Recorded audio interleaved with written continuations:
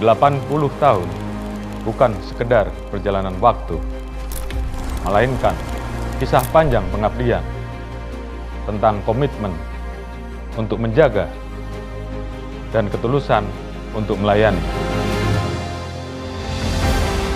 Zaman terus bergerak. Kesetiaan tetap menjadi hal yang utama. Setiap jengkal negeri berhak merasakan kehadiran negara. Kami ada untuk menghubungkan yang jauh, menguatkan yang lemah, melindungi yang berharga, dan membersamai masyarakat dalam setiap langkah. Di lautan yang luas, perbatasan negeri,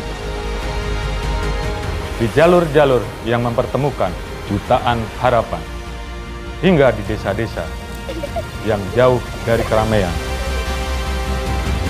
Pengabdian itu terus membara, karena Indonesia bukan hanya tentang hari ini, tetapi tentang masa depan yang kita siapkan bersama.